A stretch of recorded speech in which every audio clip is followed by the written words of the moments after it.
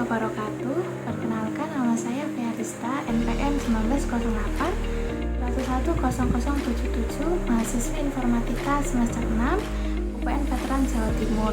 Di sini saya akan menceritakan pengalaman saya mengikuti MBKM Studi Independen di Generasi Gigi 2.0 track data analis dengan mitra Yayasan Anak Bangsa Bisa atau biasa disingkat dengan YFBB.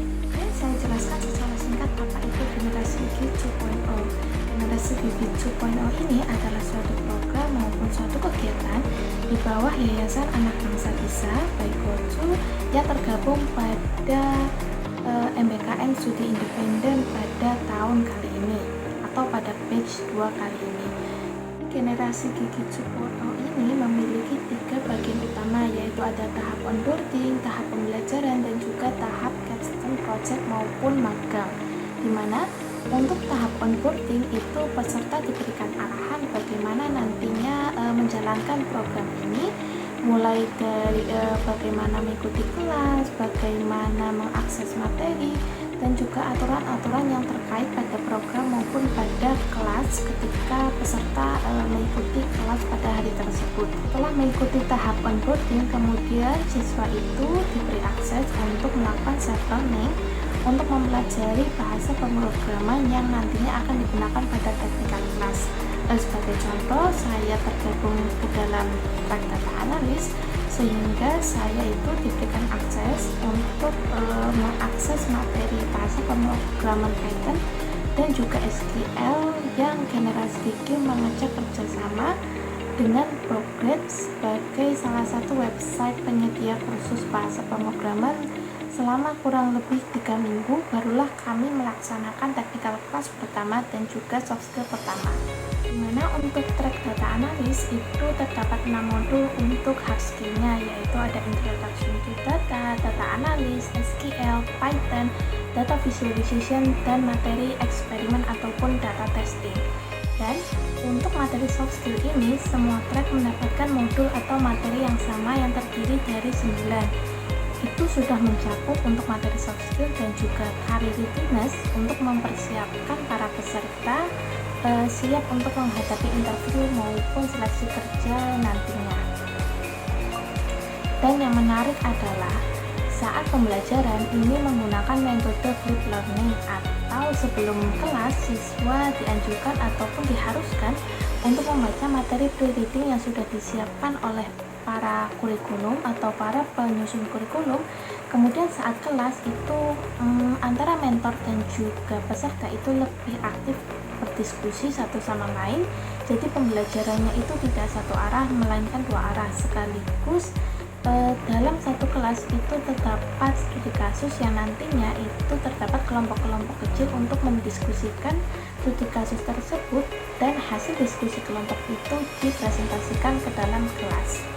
Dalam setiap kelas selalu ada tugas maupun diskusi untuk mendiskusikan studi kasus dan mengimplementasikan dengan materi yang dipelajari hari itu. Misalkan hari ini kita belajar SQL, maka kita akan menyelesaikan studi kasus tersebut dengan logika maupun sintak SQL. Begitu juga ketika kita mempelajari tentang bahasa pemrograman Python. Seperti yang saya jelaskan tadi, kami juga mempelajari tentang visualisasi data.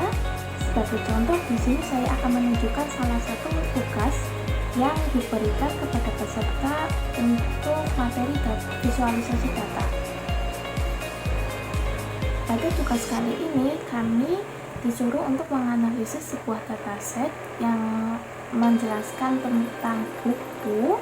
Kemudian di sini kami membuat visualisasi datanya menggunakan Google Studio yang terdiri dari beberapa diagram yang ditampilkan pada gambar di samping. Kemudian kami kelompok secara bergantian itu mempresentasikan hasil diskusi kami yang tergambar pada visualisasi data tersebut di dalam kelas dan melakukan feedback antara satu sama lain. Selain itu, ada juga untuk studi kasus yang terakhir itu ada feedback sebuah game online, sehingga kami disuruh untuk menganalisis bagaimana cara user agar selalu menggunakan aplikasi tersebut. Sehingga pertama kali kita akan menganalisis problem statement pada aplikasi tersebut, kemudian mengolah datanya menggunakan bahasa Python di Google Colaboratory seperti yang ada di gambar. Kemudian kami membuat visualisasi datanya dan menarik kesimpulan, juga memberikan saran terkait permasalahan pada studi kasus tersebut. Untuk kelas soft skill itu biasanya di akhir kelas kami selalu diberikan tugas mengenai materi yang dipelajari pada hari itu. Misalkan kita belajar tentang time management, maka tugas yang diberikan adalah peserta disuruh untuk menuliskan opini maupun tipsnya untuk menangani deadline agar proyek yang dilakukan itu tidak melebihi deadline. Begitu juga dengan materi personal branding, misalnya kami disuruh menuliskan value diri kami, kemudian tujuan, purpose, ataupun visi misi, dan mempostingnya di media sosial ataupun media blog yang ada di internet. Biasanya saya mempostingnya di Medium maupun di LinkedIn. Kemudian untuk kelas bahasa Inggris ini, Generasi TV itu melakukan kerjasama dengan salah satu penyedia jasa kursus bahasa, yaitu Cakap, selama kurang lebih 3-4 bulan antara bulan Maret hingga bulan Juli. Dan di setiap kelas ini terdiri dari 10 orang siswa dan 1 orang mentor yang mendiskusikan suatu topik tertentu pada hari itu, misalkan tentang bisnis maupun tentang money maupun tentang burnout misalkan. Dan di topik-topik tersebut antara siswa dan mentor itu melakukan diskusi dengan bahasa Inggris, sehingga di sini kami dilatih untuk berani mengutarakan opini kami dalam bahasa Inggris, dan apabila kami mengalami kesalahan maka mentor akan dengan sikap mengoreksi kesalahan kami, entah dari pronunciation, entah dari grammar maupun dari cara speaking kami. Oke, gambaran di sini saya akan menampilkan dokumentasi maupun bagaimana sih ketika saya belajar bahasa Inggris di Cakap kurang lebih selama 1 jam, mulai dari jam 1 hingga jam 2 setiap hari Selasa dan juga Kamis. Simak video berikut ini.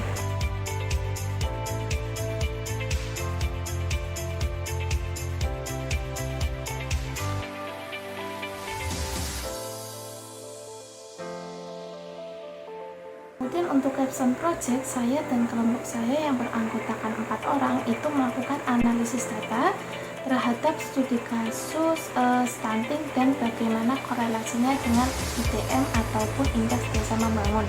Apa sih indeks desa membangun itu? Itu adalah suatu indeks ataupun suatu ukuran yang ditetapkan untuk menentukan status desa tersebut, apakah desa tersebut itu berstatus maju, tertinggal, berkembang, ataupun sangat tertinggal, yang merupakan hasil dari perhitungan rata-rata tingkat indeks lainnya. Ada IKL ataupun indeks ketahanan lingkungan, ada IKS ataupun indeks ketahanan sosial, dan juga IKE ataupun indeks ketahanan ekonomi.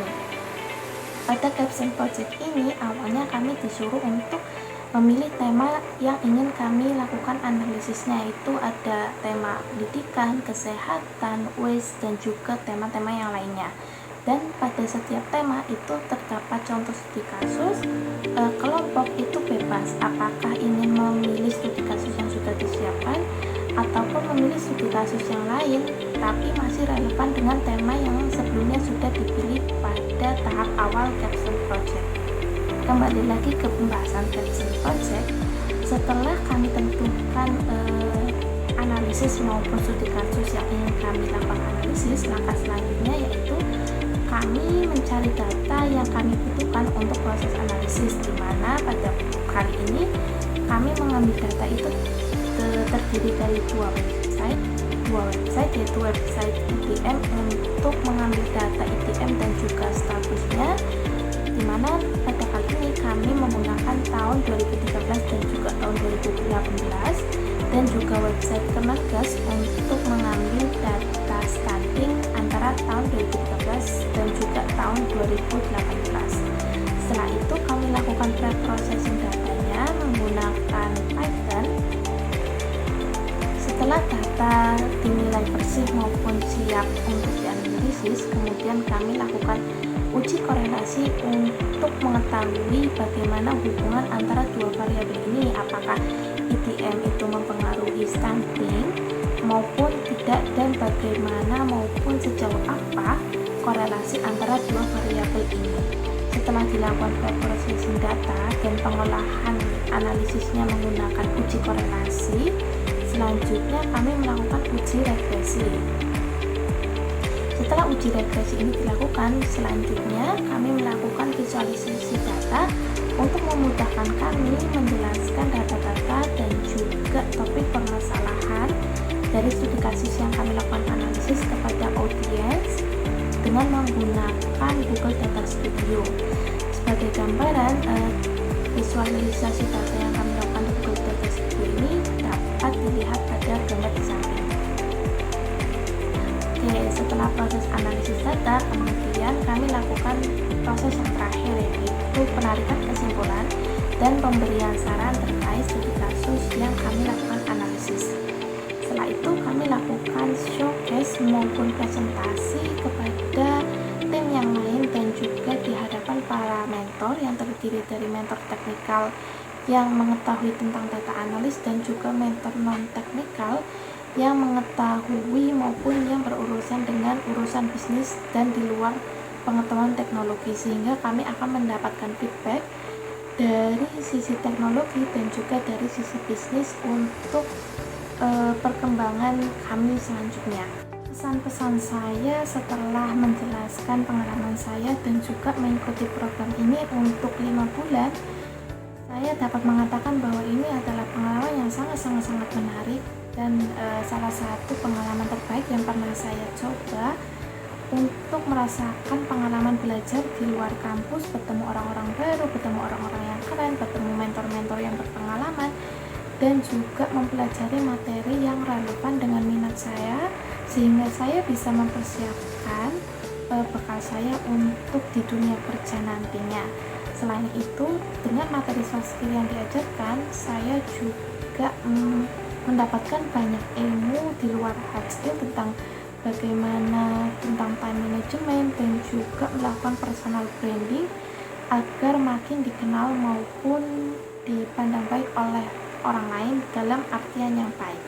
Selain itu, dengan mempelajari bahasa Inggris secara intens selama 3 bulan, saya bisa merasakan bahwa kemampuan bahasa Inggris saya sedikit lebih baik daripada sebelumnya, dan saya lebih pede untuk melakukan speaking maupun mengaplikasikan bahasa Inggris dalam kehidupan sehari-hari setelah mempelajari bahasa Inggris di Cakap. Mungkin itu cerita maupun pengalaman yang bisa saya sampaikan. Kurang lebihnya mohon maaf. Terima kasih sudah menyaksikan video ini, semoga ada manfaatnya. Terima kasih. Assalamualaikum warahmatullahi wabarakatuh. Dadah.